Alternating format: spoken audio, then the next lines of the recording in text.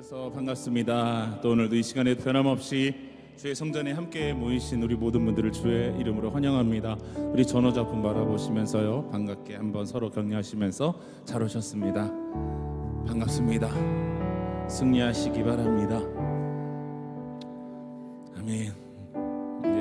지난 한 주간도 우리가 주님의 보호하심과 인도하심 가운데 우리는 알지 못하지만 그분의 손길로 한 주를 또 살아올 수 있었다고 믿습니다.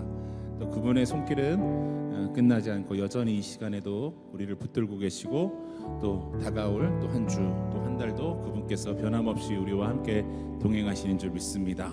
우리가 믿음으로 그것을 고백하고 또 결단하고 우리 시선이 세상을 향하는 것이 아니라 우리 시선이 우리 함께 계시는 그 하나님을 바라보고 또 우리 생각은 주의 말씀에 발맞추어서 함께 걸어나갈 때 그것이야 바로 비로소 우리가 승리의 길로 또 우리가 두려움이 아니라 승리의 길, 기쁨의 길로 걸어갈 수 있는 완성이라고 생각을 할 수가 있을 것 같습니다. 오늘도 우리가 주님이 주시는 그 평강으로 함께 우리가 믿음을 붙들고 우리 시선을 다시 한번 우리 하나님께 두시면서 우리가 곁길로 나가지 않도록 오직 그분만 바라보시면서 믿음으로 기도하고 그렇게 승리하고 응답받는 밤이 되기를 주님의 이름으로 소망합니다. 이 시간 우리 함께 그 마음으로 찬양하시면서 주 앞으로 나아가도록 하시겠습니다.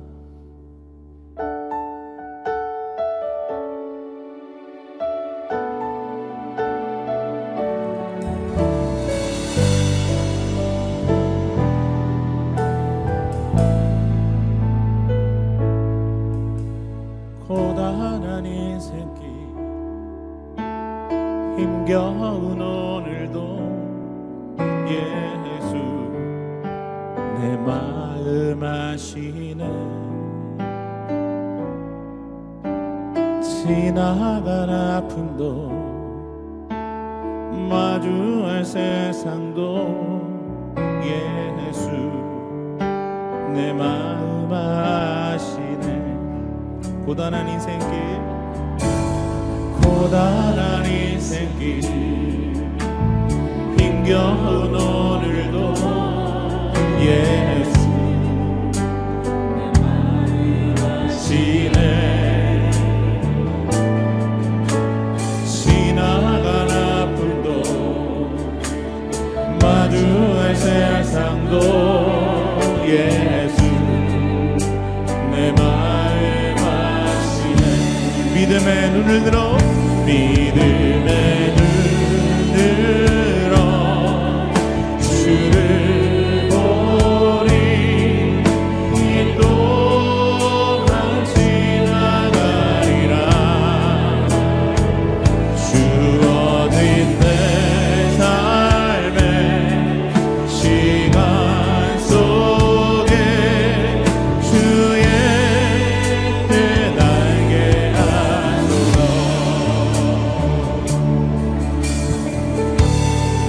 하루를 살아도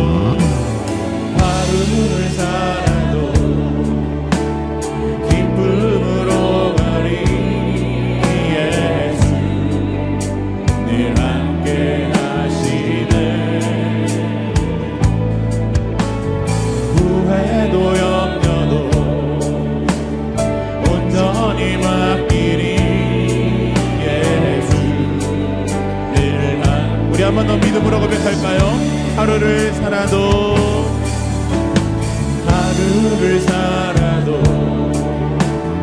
기쁨으로 가리. 예수 늘 함께 하시네. 후회도 염려도 온전히 맡기리. 예수 늘 함께 하시네. 믿음의 눈 들어 주를 보리. 이 또한 지나가리라. 주어진 내 삶의 시간 속에 주의 뜻 알게. 다시 한번 고백할까요? 믿음의 눈 들어 믿음의 눈 들어 주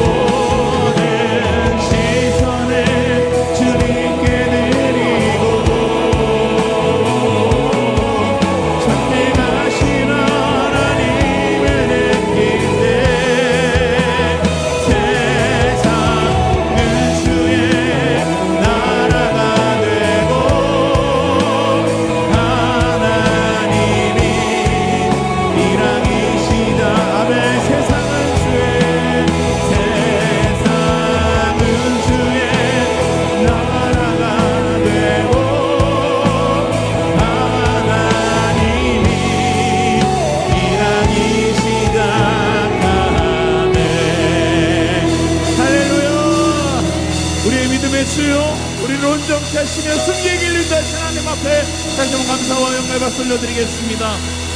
아멘.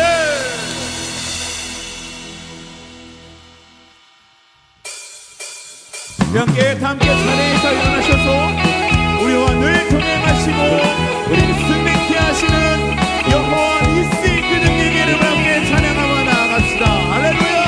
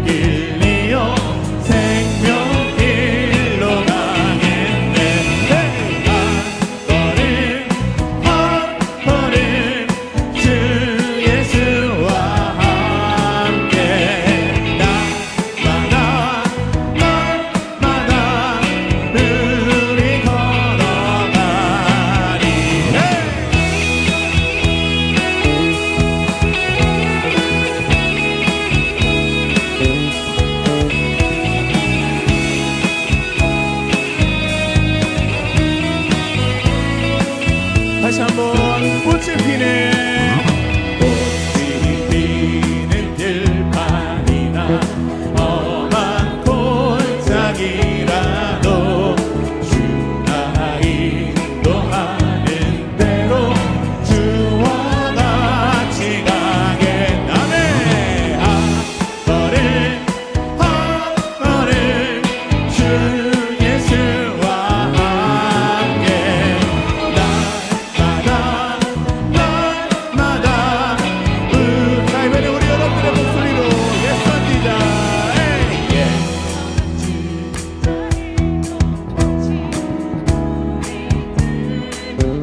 들려 올라갈 때까지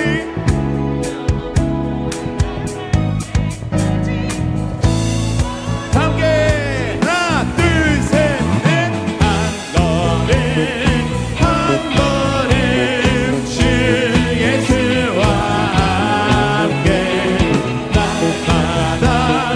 날마다 자 다시 한번 여러분들의 목소리로 한 걸음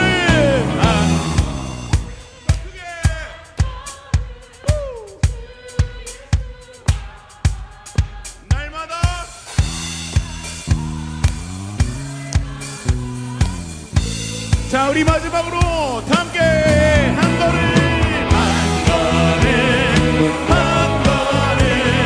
주 예수와 함께 날마다 우리 걸어가리.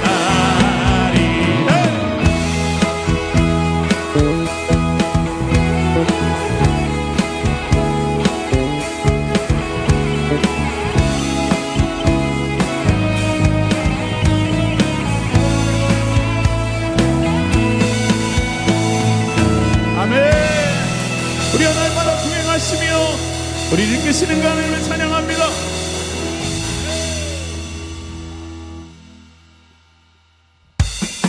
함께 박수 치면서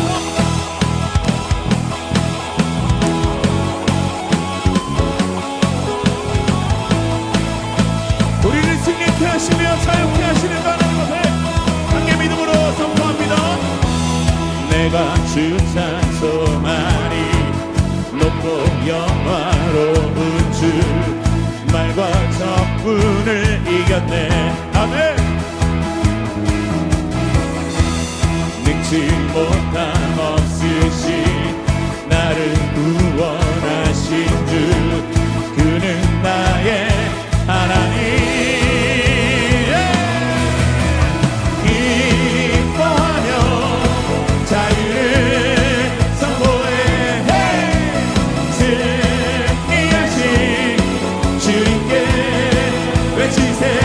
함께 손머리로 다시 찬송하리 높고 영화로운 주 말과 적군을 이겼네. 예수님이 이기셨습니다. 능치 못함 없으신 나를 구원하신 그는 나의 하나님.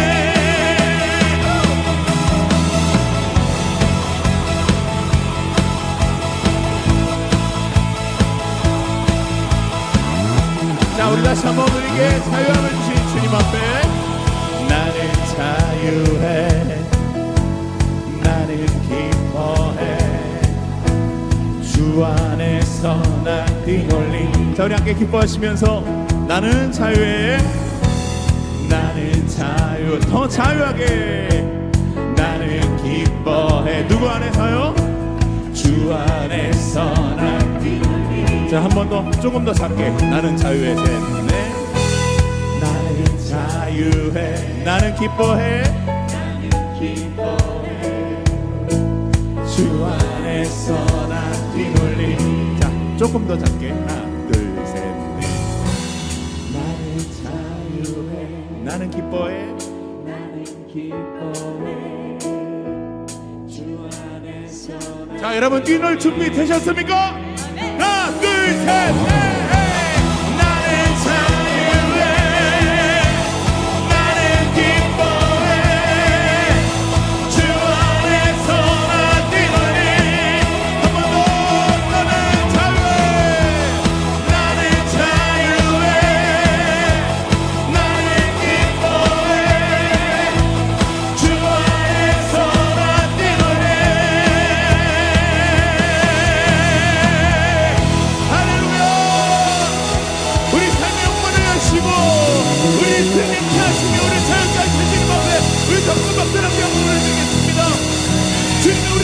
하셨습니다. 아멘.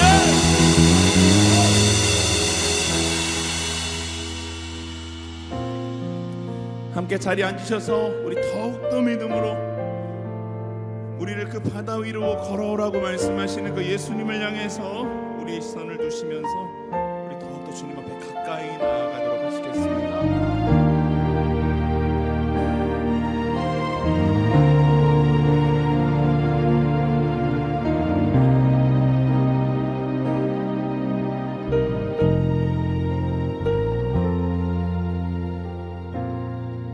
주님 나를 부르시니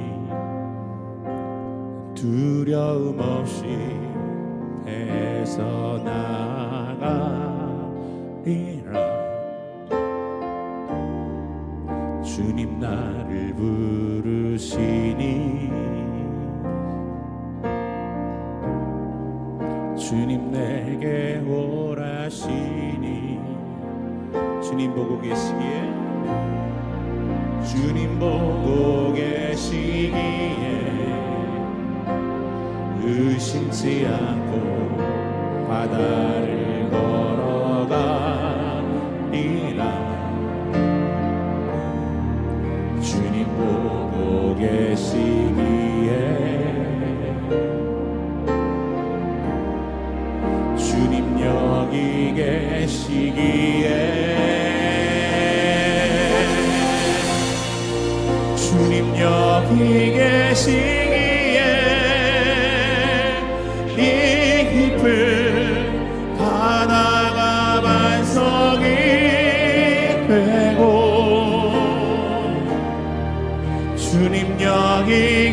계시기에 반석 위를 내가 걸어가리라.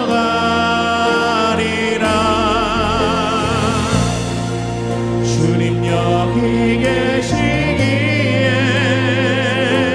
저 멋진 파도가 반석이 되고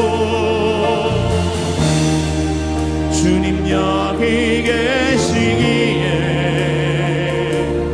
반석 위를 내가 걷습니다.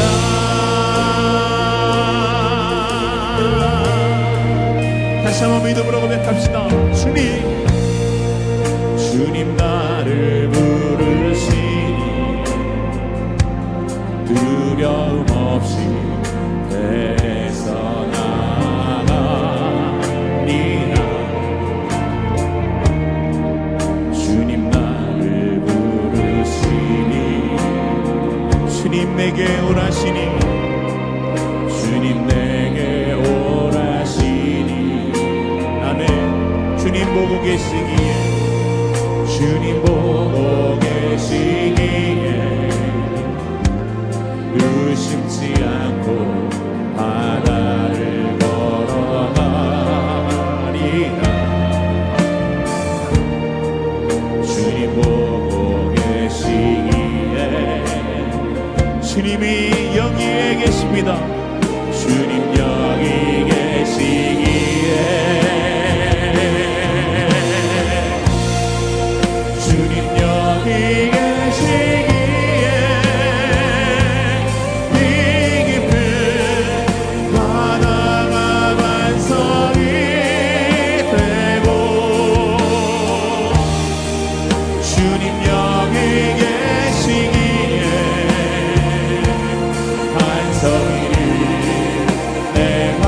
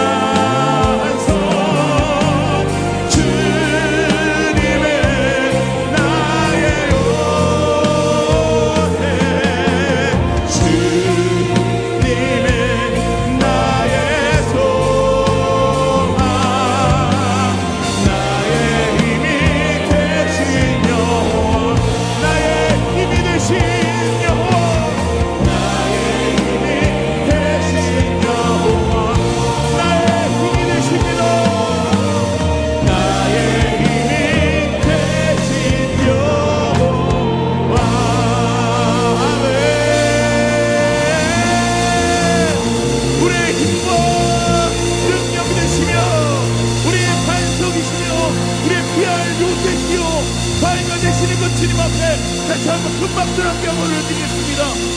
주님이 우리와 함께 하십니다. 주님이 우리를 붙드십니다.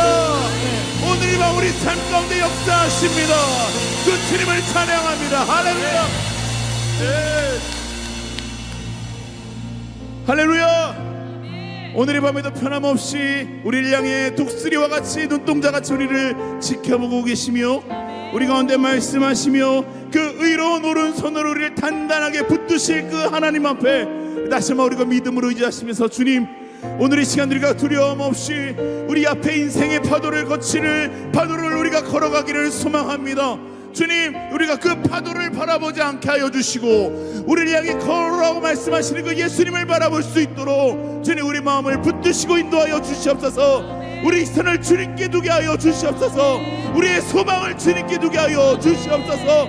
오늘 이 밤에도 그 마음을 우리를 결단할 수 있도록 성령 하나님 도와주시옵소서. 우리 이렇게 두 손을 높이 들고 주님을 향해 주여 한번 외치고 우리 함께 기도하면서 저 앞으로 나아가도록 하시겠습니다. 주여.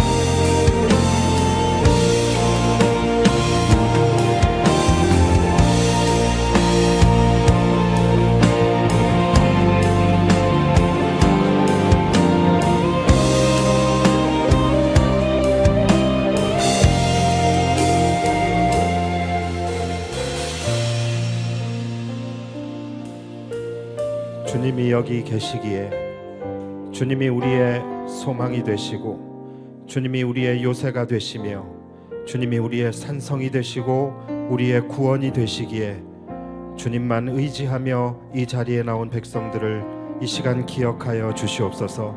이 시간 주목하여 주시옵소서. 이 시간에 임재하여 주셔서 우리에게 하나님의 능력으로 함께하여 주시고 성령의 능력으로 붙들어 주셔서 우리가 다시 한번 힘을 내어 살아갈 수 있는 용기를 우리에게 허락하여 주시고 다시 한번 믿음으로 이 세상을 향하여 나아갈 수 있는 인내와 용기와 믿음을 우리 가운데 역사하여 주시는 귀한 성회가 되게 하여 주시옵소서. 오늘도 온전히 주님의 은혜만을 구하며 이 자리에 나왔사오니 하나님, 오늘 이 시간 우리를 불쌍히 여겨주시고 주의 은혜의 보좌로부터 흘러나오는 생명의 강수, 은혜의 강수가 우리의 영혼 가운데 넘쳐나는 복된 성회 되게 하여 주시옵소서. 오늘도 우리가 말씀을 간절히 사모하며 기다리오니 아버지 하나님, 이 시간 우리에게 말씀이 들려올 때에 이 말씀이 우리의 가슴에 새겨지게 하여 주시고 우리가 다시 한번 하나님 앞에 온전한 믿음의 사람으로, 온전한 하나님의 자녀로 다시 한번 거듭나기를 결단하며 나아가는 복된 시간 되게 하여 주시옵소서. 오늘 우리에게 귀한 말씀을 전해주실 김성민 목사님, 하나님께서 능력의 장중에 붙들어 주시고 성령의 능력을 7배나 더하여 주셔서 그 입술에서 선포되어지는 그 말씀을 통하여 우리의 영혼의 밝은 빛이 비추어 주시고 우리가 진리 안에서 새로운 것을 깨닫게 되어질 수 있는 복된 시간 되게 하여 주시옵소서. 주의 제단 안에 드린 헌금이 있습니다. 하나님, 이 예물을 통하여 하나님만이 영광 받아 주시고 이 예물이 쓰여지는 모든 곳곳마다 하나님의 나라가 세워지게 하여 주시며 적어 올린 기도의 제목들이 있사오니 하나님, 오늘 이 밤에 주님을 간절히 부르며 기도하는 가운데 모든 기도의 제목들이 응답되는 역사가 있게 하여 주시옵소서. 오늘도 우리가 간절히 주님 앞에 찬양하고 기도하며 나아갈 때 성령의 강력한 역사가 우리 가운데, 우리 예배 가운데 부어지기를 간절히 소망하오며 예수님의 이름으로 기도하옵나이다. 아멘. 할렐루야. 우리 하나님께 감사와 영광의 박수 올려드리겠습니다.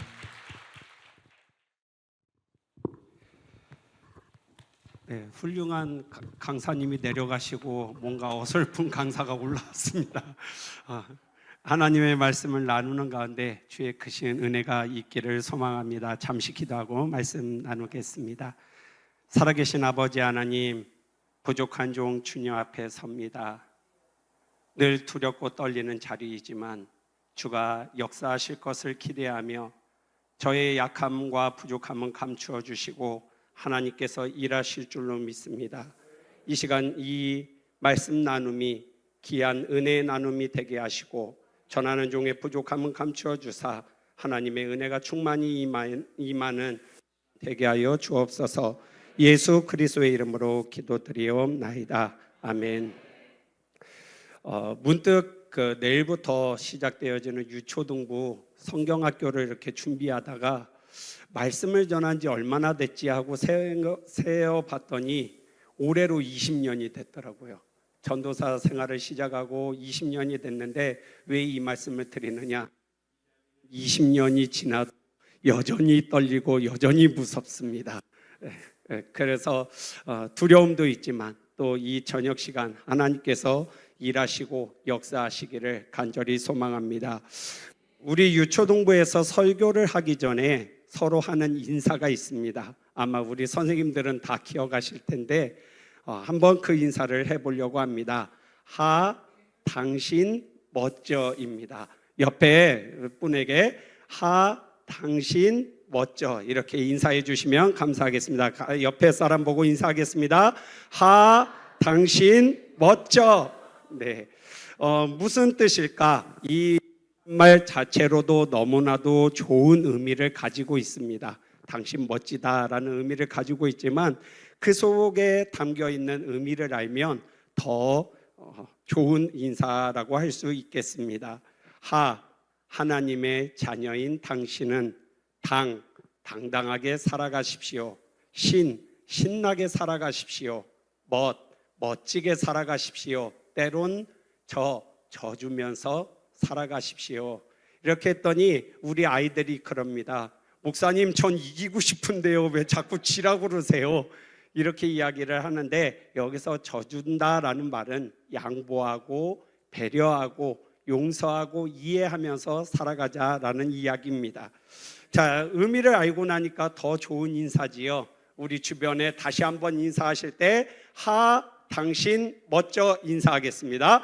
하, 당신, 멋져. 네, 이렇게 우리 당당하게, 신나게, 멋지게 때론 져주면서 하나님의 자녀답게 살아갔으면 좋겠습니다. 여러분은 기도라는 단어를 들으시면 어떤 생각이 드십니까? 많은 그리스도인들이 기도한다라고 말합니다. 그런데 이런 분들을 자주 만나게 됩니다. 기도요? 해야지요. 목사님, 근데 너무 바빠요. 너무 바빠요. 또는 이런 분도 있습니다. 목사님, 기도를 했는데 하나님은 왜 내 기도를 듣지 않으시는 걸까요? 기도한다고 했는데 왜 하나님은 내 기도를 응답하시지 않는 걸까요? 이렇게 말씀하시는 분들이 있습니다. 더불어 다른 사람들을 위해서, 교회를 위해서, 나라와 민족을 위해서 기도하자고 하면 목사님, 지금 내 상황이, 내 환경이 지금 더 급한데 누구를 제가 기도합니까? 저 먹고 살기도 바쁩니다. 이러한 말씀들을 하십니다. 특별히 우리는 지난 주일에 다음 세대 리턴 피에스타 발대식을 진행했습니다. 그런데 이 행사가 교육부서의 행사라고 생각하고 교육부서의 목사님과 선생님과 학생들이 기도하면서 잘 하겠지, 나는 신경 꺼도 되겠지, 알아서 잘 될 거야, 능력 많은 선생님들이 있으니 잘 되겠지, 이렇게 생각해 버리신다면 어찌 보면 책임을 놓아버린 것이라고 해도 과언이 아닙니다. 왜냐하면 우리가 다음 세대에게 복음을 전하고 그들을 가르치고 그들을 기도하는 것은 하나님이 명하신 일이기 때문입니다. 잠언 22장 6절은 이렇게 말씀합니다. 마땅히 행할 길을 아이에게 가르치라. 그리하면 늙어도 그것을 떠나지 아니하리라. 이것이 우리에게 하나님이 말씀하신 일 중에 하나이기 때문입니다. 그렇다면 이제 우리는 여기서 질문을 정리해 보아야 할 것으로 여겨집니다. 우리가 앞에서 나눈 세 가지의 질문을 던져보고 이에 대한 답을 말씀 속에서 찾으려고 합니다. 먼저는 왜 기도해야 하는가입니다. 또한 두 번째는 왜 기도를 하되 나만 아니고 다른 사람을 위해서도 기도해야 하는가라는 것입니다. 그리고 세 번째로는 다른 사람을 위한 기도가 가져오는 결과가 무엇이냐라는 것입니다. 이 답을 오늘 말씀 속에서 찾고자 합니다. 우리가 읽은 야고보서의 본문을 보면 기도에 대해서 아주 중요하게 다루고 있는 본문임을 알 수 있습니다. 우리가 살아가는 삶 가운데 희로애락이 존재를 하지요. 기쁠 때가 있는가 하면 화가 날 때가 있고, 슬퍼할 때가 있으면 즐거울 때가 있습니다. 인생을 살아가면서 고통이 없고 눈물이 없고 아픔이 없는 인생은 아마 아무도 없을 것입니다. 특히나 하나님의 자녀로 이 세상을 살아간다면 세상의 법칙과는 다른 법칙으로 살아가기 때문에 더 많은 아픔과 눈물의 시간들이 있기 마련입니다. 그런데 13절의 말씀은 우리에게 이렇게 이야기합니다. 고난 가운데서도 기도하고 즐겁다면 찬송하라라고 말씀하고 있습니다. 그러니까 왜 기도해야 하는가? 우리네 인생에서 벌어지는 모든 순간마다 기도해야 할 것을 말씀하셨기 때문입니다. 고난 가운데서도 간절함으로 기도하고 기쁨 가운데서도 감사함으로 기도하는 기도의 생활화, 기도의 습관화가 필요하다라는 것이지요. 기도의 응답이 없는 이유 바로 간단합니다. 내가 필요할 때만 기도하기 때문입니다. 내 힘으로 해보다가 도저히 안 될 때, 아니면 내 힘으로 어쩔 수 없을 때만 하나님을 급히 찾기 때문입니다. 정작 내 삶에서 평안함이 계속되어지고 뭔가 모든 일들이 술술 풀려나가고 진행이 잘 되면 우리는 그만큼 무릎이 교만해집니다. 그러다가 뭔가 교만해지고 그리고 뭔가 자기가 잘난 줄 알고 살다가 하나님이 비로소 깨닫게 하시고자 치면 그때서야 뒤늦게 무릎을 꿇더라라는 것입니다. 그리고 또 어떤 경우가 있습니까? 하나님 앞에 기도하면서 나의 뜻만을 주구장창 말합니다. 하나님 이렇게 해주셔야 되고요. 이렇게 역사가 돼야 되고요. 하나님 이렇게 해주시면 감사합니다. 내가 모든 것을 다 세팅해놓고 하나님은 그대로 그냥 들으셔야 되는, 그대로 행해 주셔야 되는 마치 부적과도 같은 그러한 하나님으로 만들어 버린다라는 것입니다. 여러분, 담임 목사님이 말씀하신 것 혹시 기억하십니까?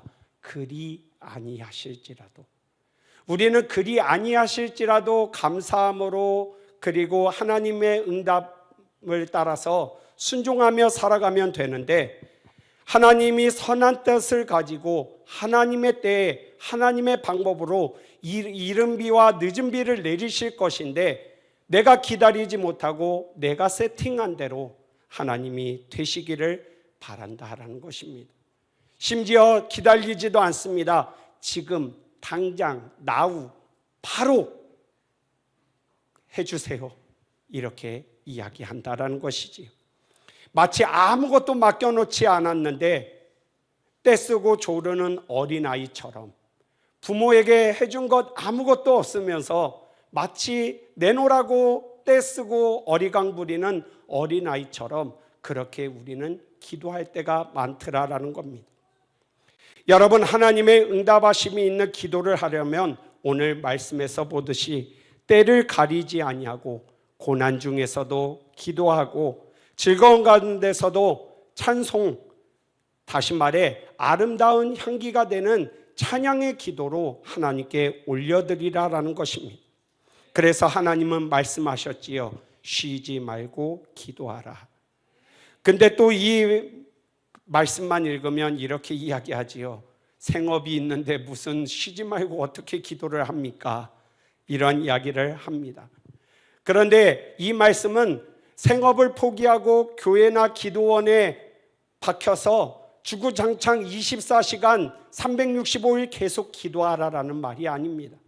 우리의 삶의 순간순간마다 그 어디에 있든지 기도로 하나님께 나아가야 한다는 것이지요. 기도로 시작하고 기도로 끝맺음을 하는 삶이 되어야 한다는 것입니다. 그러면 어느 정도로 절박하게 기도해야 하는가? 14절은 우리에게 교회의 장로를 청하라고 말씀하고 있습니다. 이는 다르게 이야기하면 하나님의 부르심을 받아 세워진 사람들에게까지 알리고 그리고 함께 기도할 것을 말씀하고 있습니다. 여러분에게 세워주신 영적인 리더, 목사님에게 부탁하라라는 것입니다.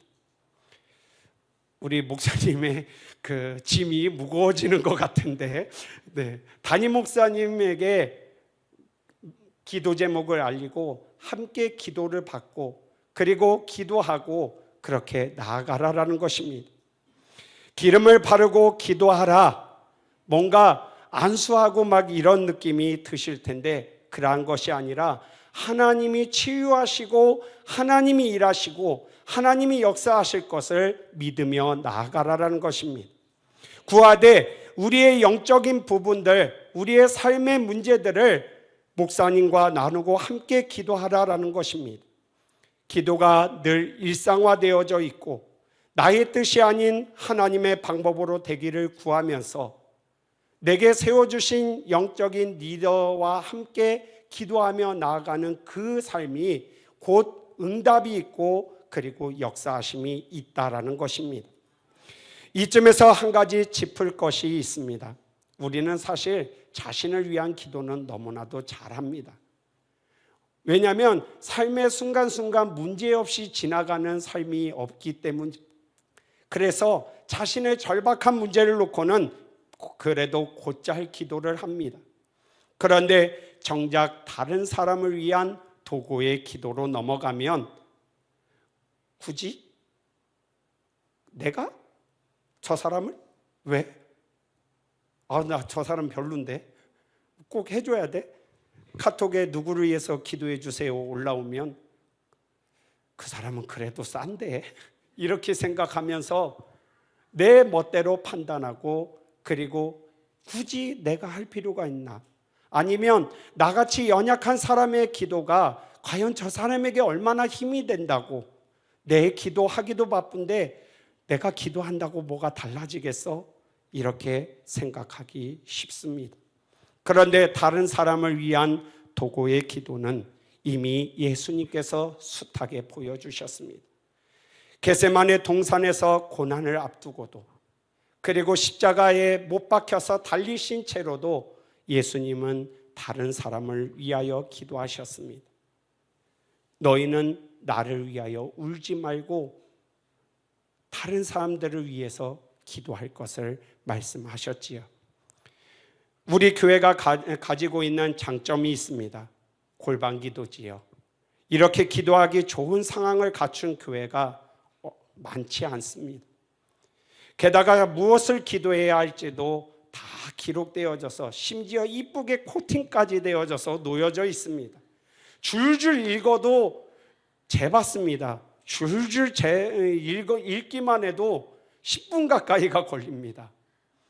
그런데 거기에다가 뭐를 위해서 기도해 주세요 추가적으로 더 붙습니다. 그러면 30분이 거뜬히 채워집니다. 그런데 아직도 우리의 골방 기도는 빈자리가 너무나도 많습니다. 비어있는 시간들, 그냥 그저 찬양만 흘러나오는 시간들이 많더라라는 겁니다. 그리고 우리가 생각하기 쉬운 것, 다른 사람을 위해 굳이 기도해야 될까? 작정하신 분들이 있으니까 그 사람들만 하면 되지 않을까? 그렇게 이야기하기 쉽습니다. 그런데 15절은 우리에게 말씀하지요. 믿음의 기도는 병든 자를 구원하리니 주께서 일으키시리라. 혹시 죄를 범하였을지라도 사하심을 받으리라. 이렇게 말씀하고 있습니다. 믿음으로 간절함으로 한 기도는 병든 자가 낫는 역사가 있고 죄를 범하였을지라도 용서받게 될 것을 말씀하고 있습니다.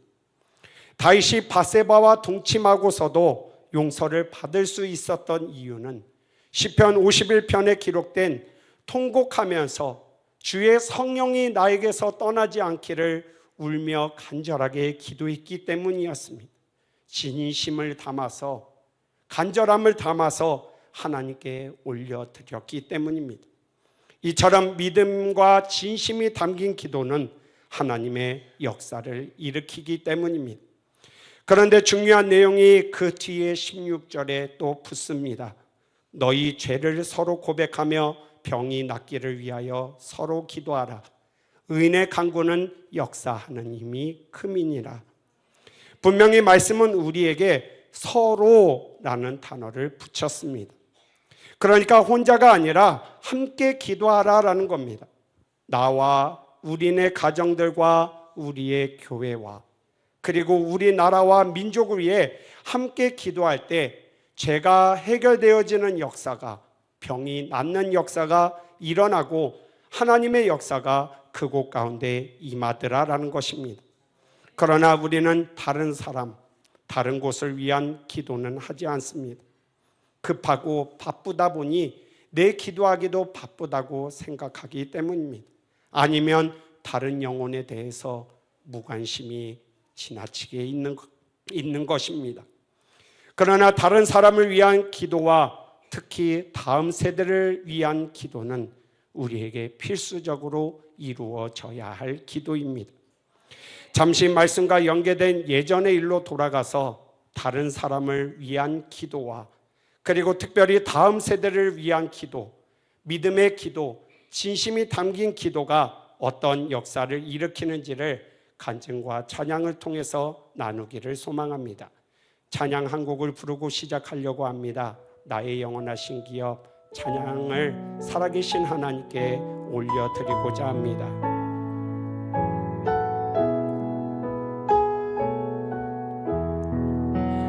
나의 영원하신 기업 생명보다 귀하다.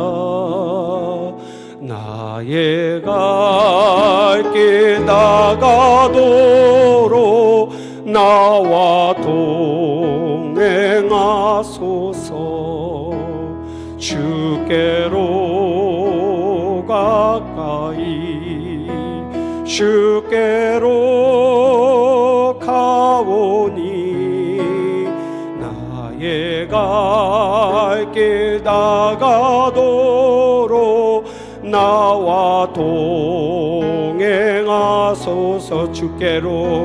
주께로 가까이 주께로 가오니 나의 갈 길 나가도록 나와 동행하소서. 이 찬양은 지난번 제가 설교 때 불렀던 이 세상에 근심된 일이 많고 라는 찬송가와 함께 제 삶에서 떼놓을 수 없는 하나의 찬양입니다. 어린 시절 목사의 아들로 자라났습니다. 그리고 교회에서는 말 그대로 에이스였고, 그리고 뭔가 교회에서는 쟤는 그냥 목사가 될 얘야. 그리고 초등학교 때부터, 저는 국민학교 세대입니다만 국민학교 때부터 고등학교 2학년 때까지 장래 희망에 단 한 번도 목사가 아닌 다른 것이 적힌 적이 없었습니다.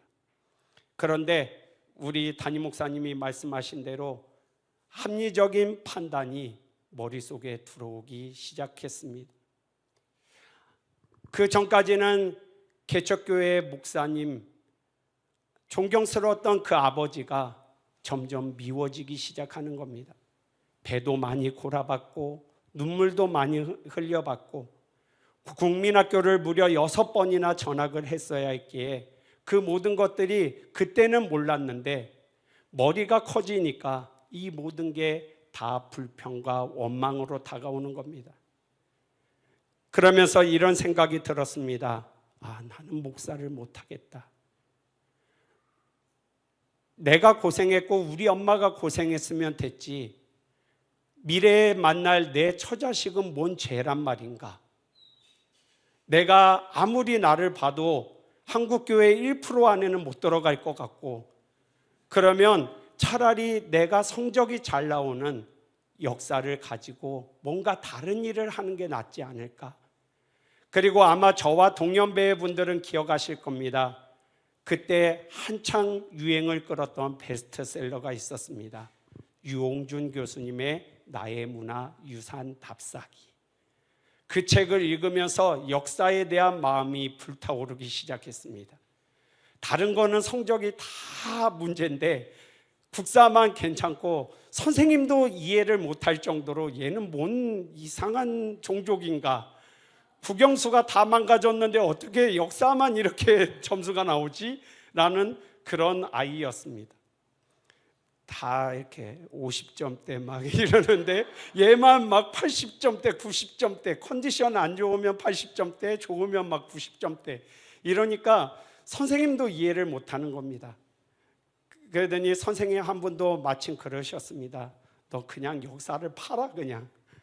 그렇게 이야기를 하셔서 그래 이거다.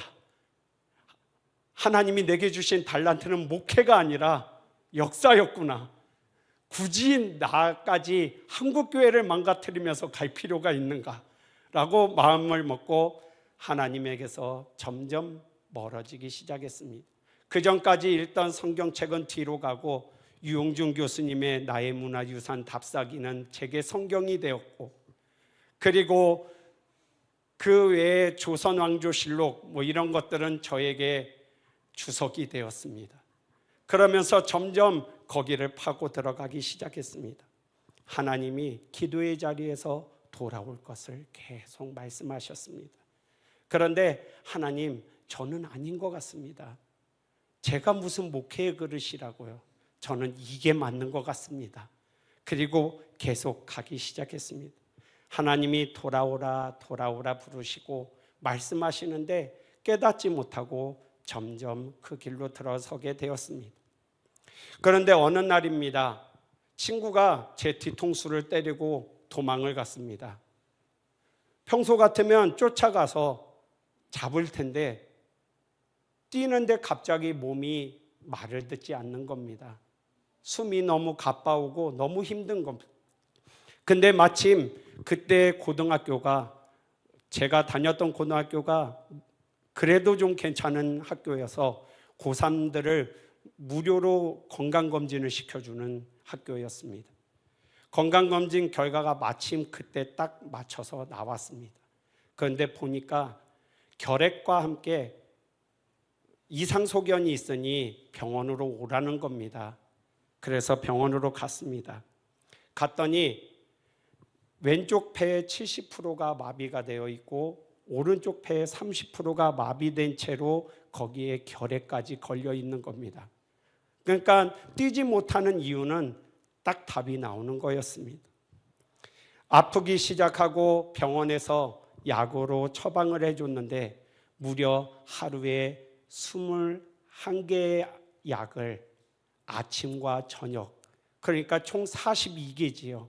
그 약을 먹고 살아야 되는 겁니다. 약이 얼마나 독한지 하얀 운동화를 못 신습니다. 소변을 보다가 오줌이 튀기면 하얀 운동화가 빨간색으로 바뀌어버리기 때문입니다. 그렇게 마비가 되고 그리고 투병의 생활이 시작됐습니다. 하나님은 돌아올 것을 말씀하셨지요. 그런데 저는 이렇게 이야기했습니다. 좀 속된 표현이어서 죄송합니다만 어르신 성도님들 양해하고 들어주십시오. 하나님 감자 드세요 라고 이야기를 했습니다. 가지 않겠다라는 뜻인 거지요. 하나님 앞에 반항을 하면서 나를 이따구로 만들어 놓고 무슨 지금 나보고 돌아오라고 하시는 거냐 따졌습니다. 근데 비밀이라는 것은 세상에 없다고 학교에 제가 아프다는 소식이 퍼지기 시작했습니다. 그 뒤로부터 저는 왕따가 되고 그리고 애들에게 매일같이 맞고 살았습니다. 왜 맞았겠습니까? 일단 지갑에서 돈을 빼가야 되니까 그렇겠지요.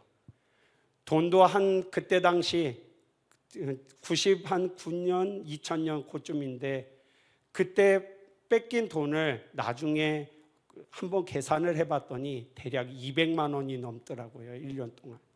그렇게 저는 말 그대로 요즘 애들이 말하는 학교의 호구, 공식 호구로 등장을 하게 되었습니다.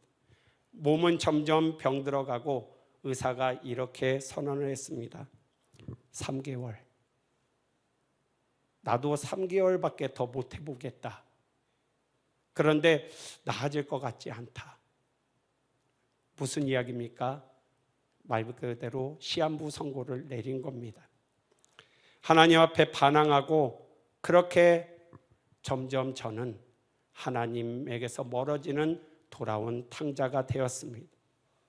그리고 그때 이 찬양들이 참 또 많이 들렸었습니다.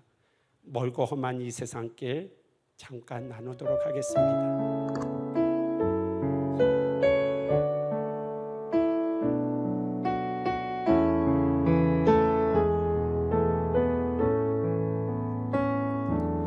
멀고 험한 이 세상길 소망 없는 나그네 길 방황하고 헤매이며 정처 없이 살아왔네.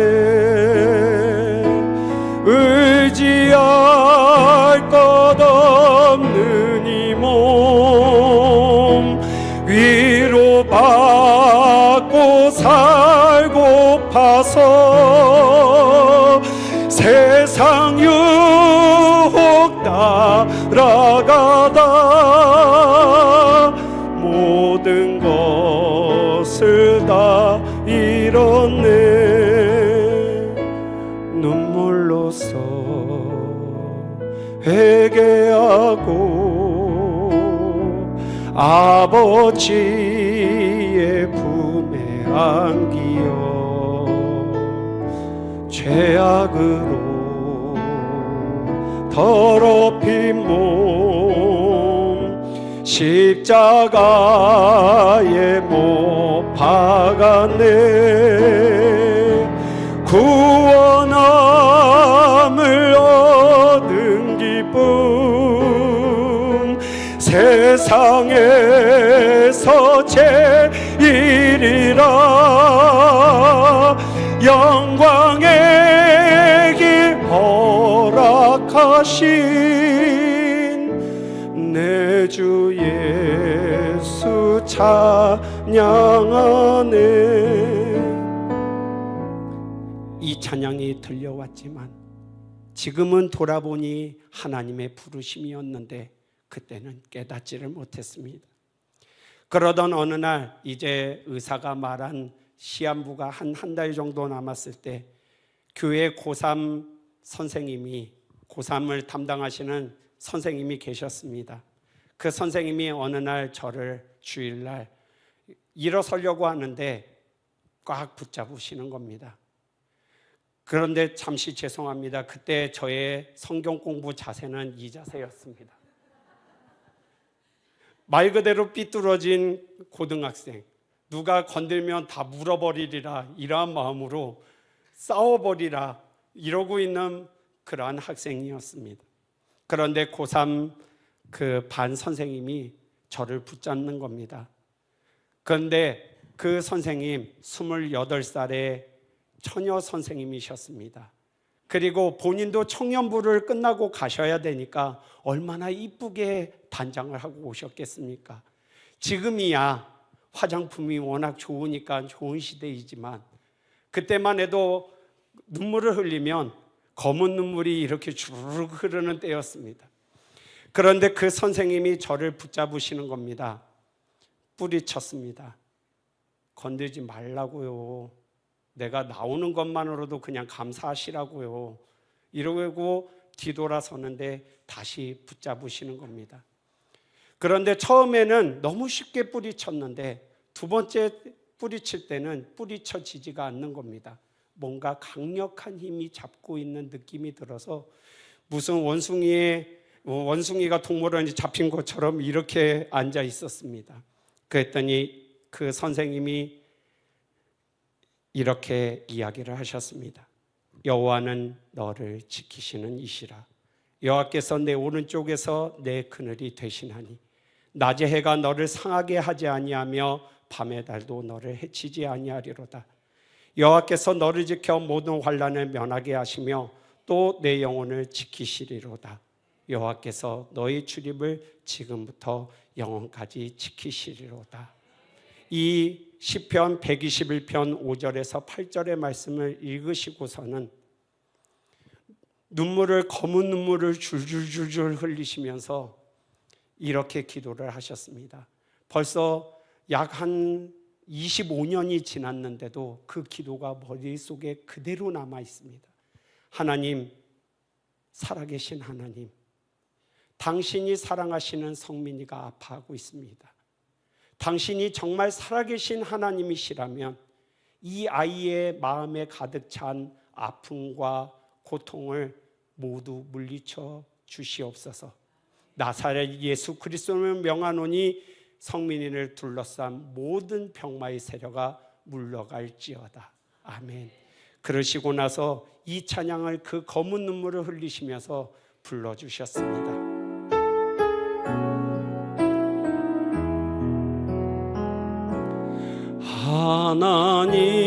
하나님은 너를 지키시는 자, 너의 우편에 그늘 되시니 낮의 해와 밤의 달도 너를 해치 못하리.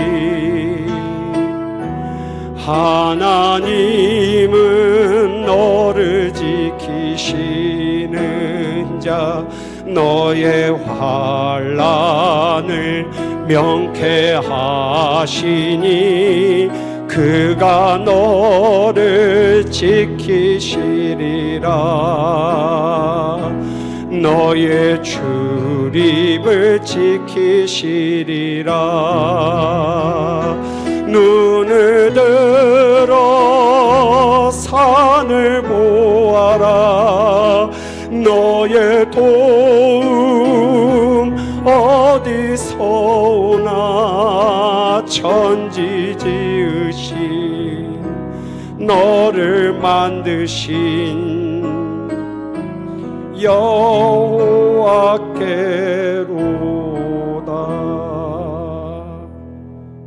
이 찬양을 부르시고서는 성민아, 나는 너를 믿는다 라고 이야기하시면서 하나님이 역사하실 줄로 믿어 그러시고 눈물을 수습을 하셨습니다. 마침 참 재미있는 것이 하나님의 때인지 그 다음 날이 제가 검사를 받는 날이었습니다. 검사를 받고 일주일 뒤에 병원에 갔습니다. 갔더니 생물 시간에 봤던 너무 건강한 사람의 엑스레이 사진이 붙어 있는 겁니다. 그걸 보면서 이런 생각을 했습니다. 저렇게만 되면 다시 하나님 그 길로 가고 싶은데 내게 너무 늦어버린 게 아닐까라고 생각을 했습니다. 의사 선생님이 왔습니다.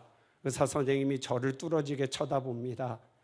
여러분 아시지요? 그때까지 제 자세는 이거였다고 말씀을 드렸습니다. 이러고서 저도 째려봤습니다.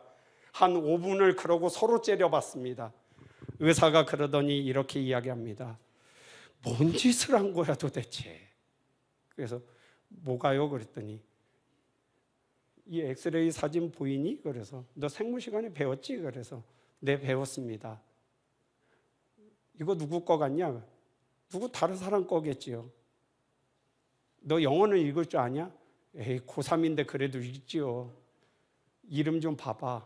그래서 가서 이름을 봤더니 김성민 적혀 있는 겁니다. 그러더니 의사가 너 나았어 라고 이야기를 하시는 겁니다.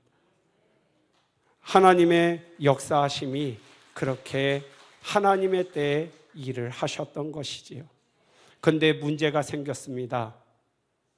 제가 병이 나은 때는 10월 달 중순, 고3 10월 중순이면 어떤 일인지 아마 대학교를 보내본 자녀를 가지고 계시는 분들은 어떤 상황인지 짐작이 되실 겁니다.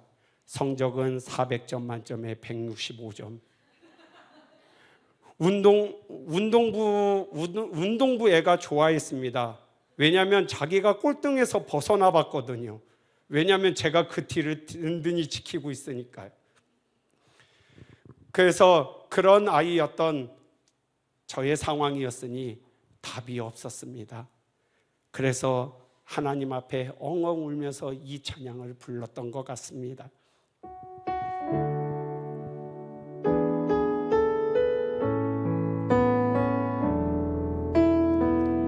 똑바로 보고 싶어요, 주님. 온전한 눈짓으로 똑바로 보고 싶어요, 주님. 곁눈질 하긴 싫어요. 하지만 내 모습은 온전치 않아. 세상이 보는 눈은 마치 날 죄인처럼 멀리하며 외면을 하네요. 주님, 이 낮은 자를 통하여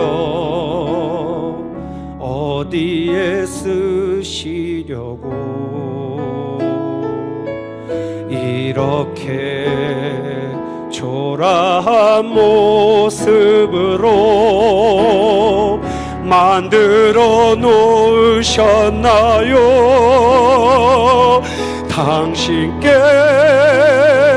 드릴 것은 사모하는 이 마음뿐. 이 생명도 달라시면 십자가에 놓겠으니 허울 뿐인 육신 속에 찬빛을 심게 하시고 가식뿐인 세상 속에 미랄로 썩게 하소서. 이 찬양을 엉엉 울면서 부르고 났더니 하나님이 마음 가운데 내가 세 가지의 기적을 너에게 보여줄게 라는 마음을 주셨습니다. 수능 한 달 전이라고 말씀드렸습니다.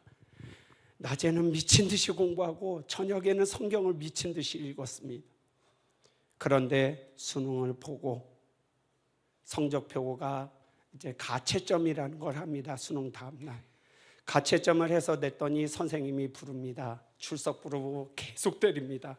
이게 정신이 나갔구나. 네가 무슨 308점이야 이 미친놈아, 그러면서 막 때립니다. 아유, 나온 걸 어떻게 해요? 그러고 맞았습니다. 그런데 한 달 뒤 성적이 발표됐는데 진짜 308점이 나왔습니다. 하나님이 그렇게 이야기하시며 하나님이 그때 제가 섬기고 있던 교회 목사님을 통해 말씀을 들려주셨습니다. 우리 박주일 목사님은 아마 아실 텐데요.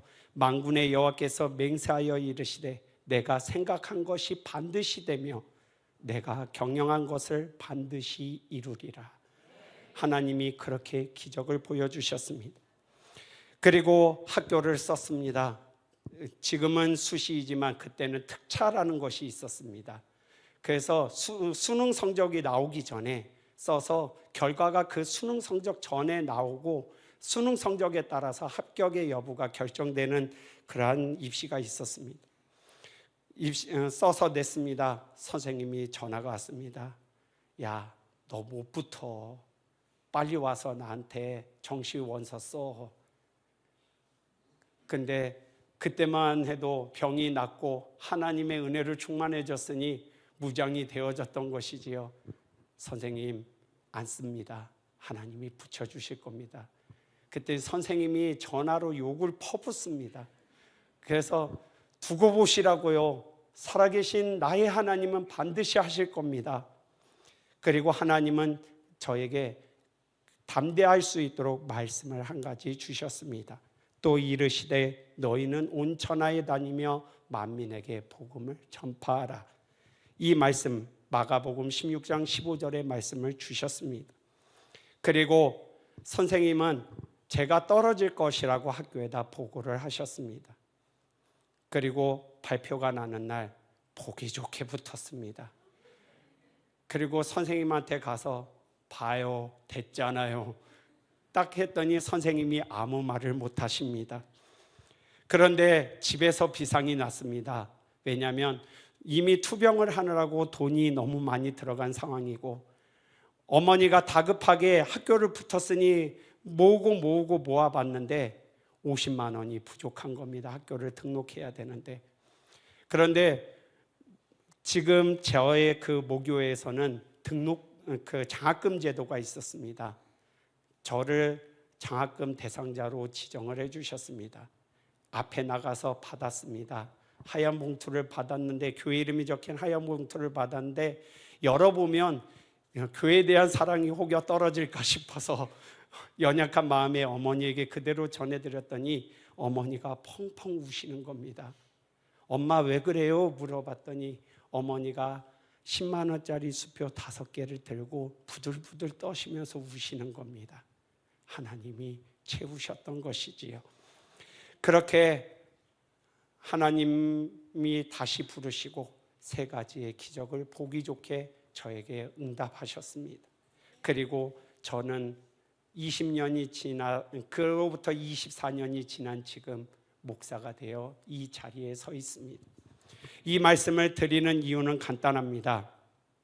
다음 세대를 위한 기도, 그 28살의 처녀 선생님이 자신의 얼굴이 망가지는 것을 부끄러워하지 아니하고 기도한 그 결과가 한 영혼을, 한 다음 세대를 살리는 일이 되었고, 그리고 그 선생님의 눈물이 한 영혼을 변화시켜서 세상은 손가락질하고 끝났다라고 말했지만 하나님의 길로 가는 목회자로 세우게 만들었기 때문입니다.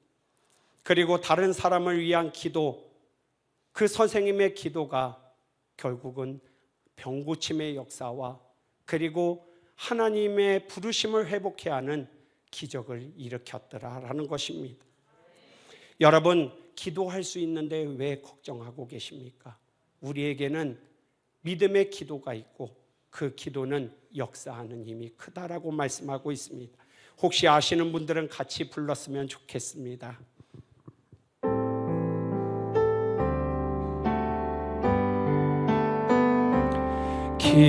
기도할 수 있는데 왜 걱정하십니까? 기도하면서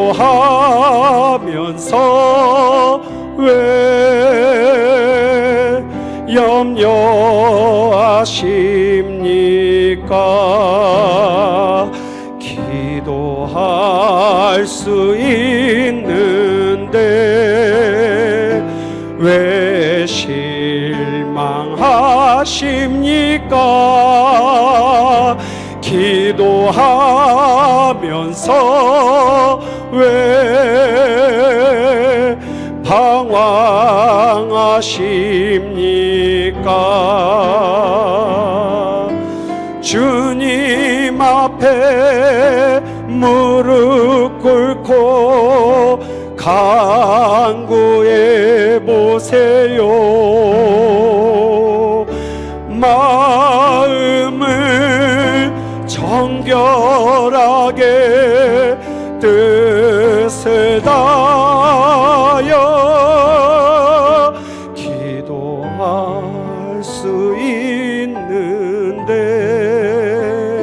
왜 걱정하십니까? 기도하면서 왜 염려하십니까?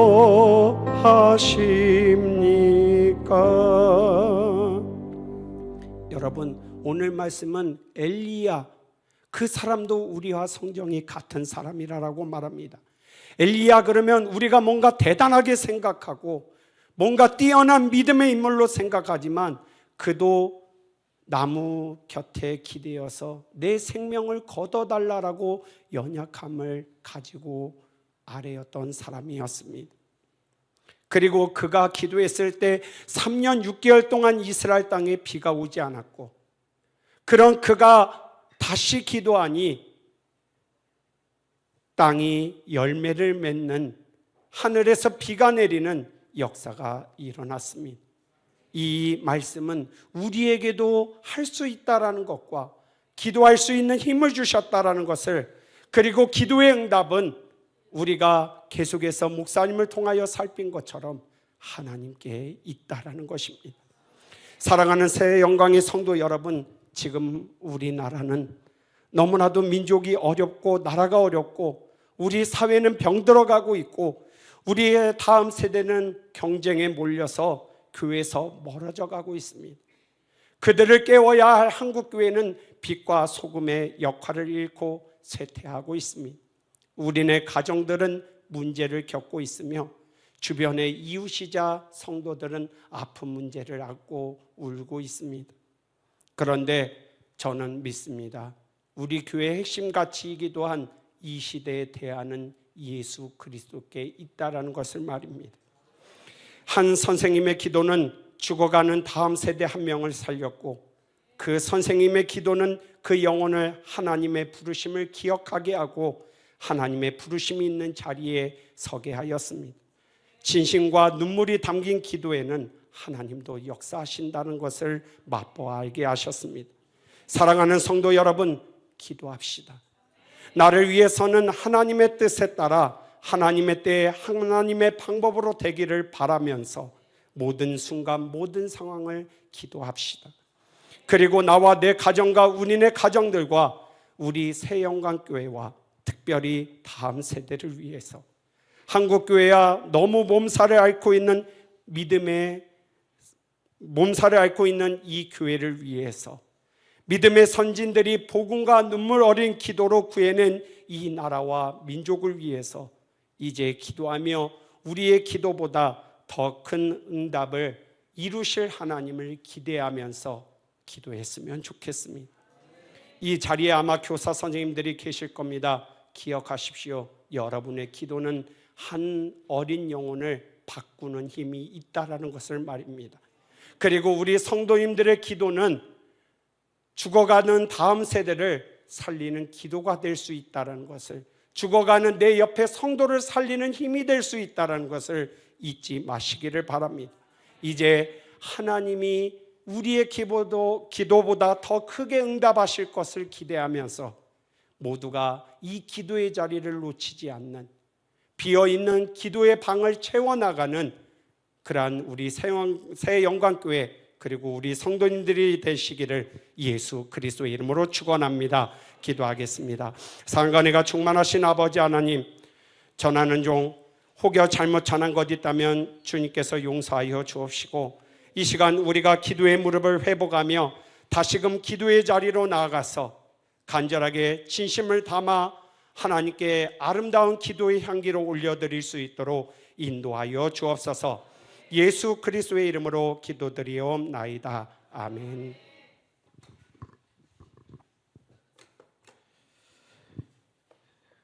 할렐루야. 예, 귀한 말씀에 큰 은혜 받았습니다. 예, 오늘 우리에게 너무나도 은혜로운 말씀 전해주신 우리 김성미 목사님, 우리 박수로 격려 한번 해드릴까요?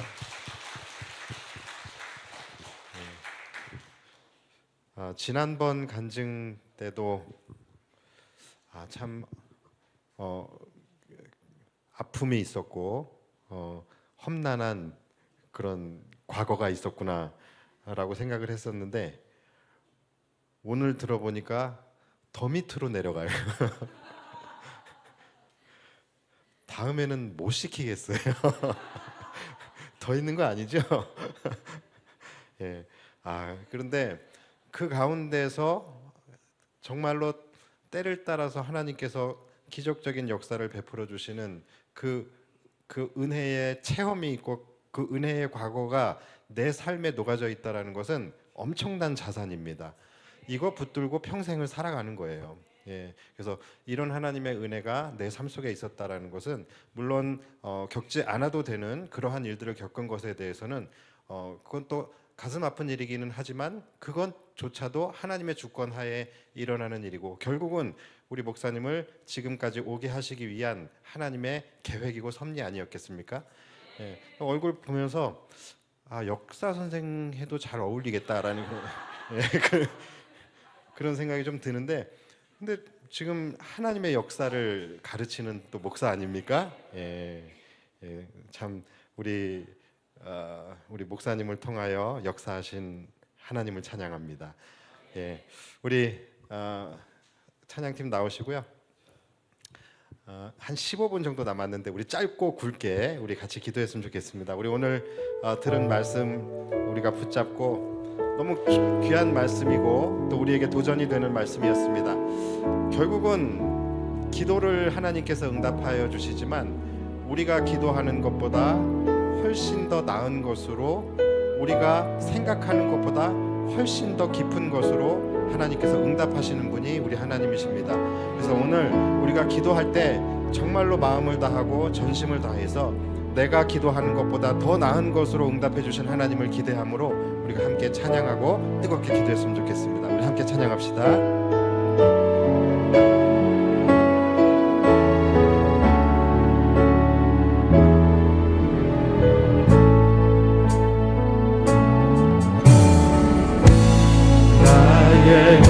기도하는 것보다 더욱 응답하실 하나님 나의 생각하는 것보다 더욱 이루시는 하나님 우리 가운데 역사하시 능력대로 우리의 간구함을 넘치도록 능히 하실 주님께 모든 영광과 존귀 찬양과 경배를 돌리지어다 아멘 모든 영광과 존귀 찬양과 경배를 돌리지어다 우리 다시 한번 찬양합시다. 나의 기도하는 것보다 나의 기도하는 것 그렇습니다. 오늘 우리가 기도하는 것보다 더욱 좋은 것으로 응답하여 주실 하나님 응답하실 하나님 기대함으로 나의 생각하는 것보다 더욱 이루시는 하나님 우리 가운데 역사하신 능력대로 우리들의 간구하는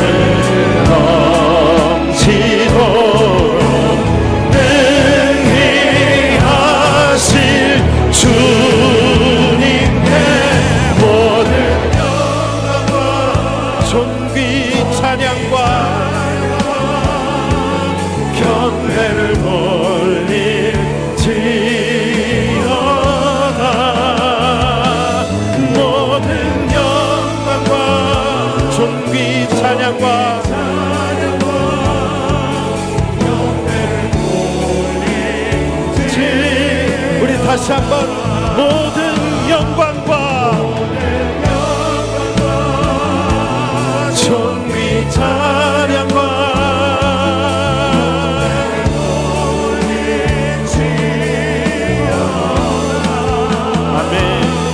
모든 영광과 존귀 찬양과 경배를 돌리시오나.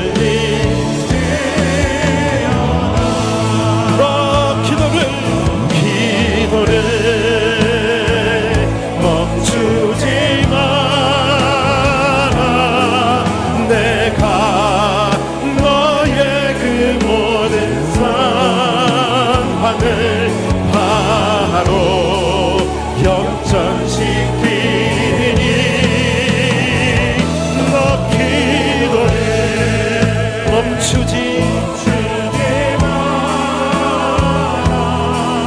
내가 잠시도 쉬지 않고 모든 걸 지켜보리. 우리 다시 한번 너 기도를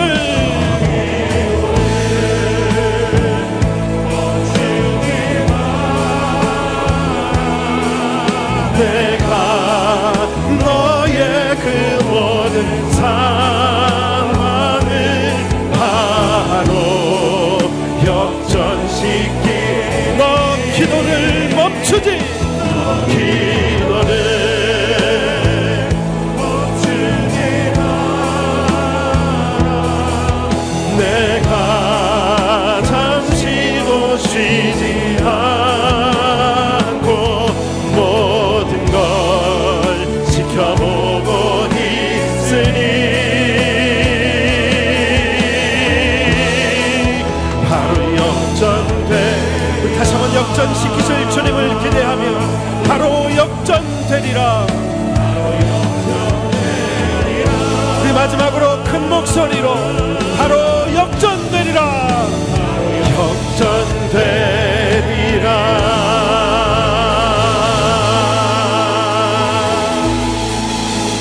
우리 이 시간 함께 기도할 때에 우리가 들은 말씀을 붙잡고 우리의 영성이, 우리의 기도가 더욱더 깊어지는 이 시간 되게 하여 주시옵소서. 이 시간 나와 내 가정과 우리 자녀들과 우리 교회를 위하여 우리 뜨겁게 기도하며 나아갑니다. 주여